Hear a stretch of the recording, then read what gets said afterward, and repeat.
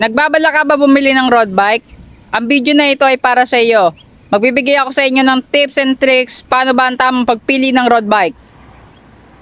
Ang unang tips na may bibigay ko sa inyo kung bibili kayo ng bagong road bike, kailangan yung piliin nyo is yung naka-STI na. Yung Shimano. Kasi alam naman natin yung Shimano is quality talaga. Mas okay na wag na kayong gumamit ng ibang brands ng mga shifter. Mas okay na magstay kayo doon sa Shimano kasi subok na yan ng karamihan. Kung namamahalan ka sa Shimano, itry mo muna, mag-ipon ka muna. Mas maganda kasi mag-invest sa quality kaysa sa pangmadalian lang. Ito ang pangalawang tips. Wag na wag kayong bibili ng road bike kung yung hubs nito and yung sprocket is thread type. Alam naman natin, yung thread type is old version na yan. Kaya kung bibili man kayo ng road bike, kailangan nakakaset na yan. At ang mas maganda pa is kailangan naka-sealed bearing na. Alam naman natin yung mga ball bearings is old version na rin yan.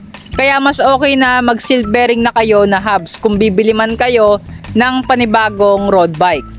Ang pangatlong tips na maibibigay ko sa inyo is wag na wag kayong bibili ng budget na road bike tapos aero type pa. Ano ba yung aero? Yung geometry niya, yung itsura niya, yung hulman ng bike frame is aero, which is lapad. Wag na wag kayong bibili nun kasi alam naman natin yung mga budget na road bikes, lalo na kapag aero, is mabigat. Kahit mag-upgrade kayo dyan, is ma-feel nyo pa rin yung bigat. At mas okay na yung road bike na bilog lang yung seat post. Mas okay na yon. Kasi in case na masira yung seat post, is mapapalitan pa yon kapag bilog. Pero kapag lapad na kasi, once na nasira yon, mahirap makahanap ng ganong itsurang seat post, which is yung aero. Ito, pang-apat na tips, option lang naman ito, pero mas maganda sana kung pipiliin mong road bike is naka-hollow tech na. Kasi mas okay na yung hollow tech kaysa sa square tapered na crankset.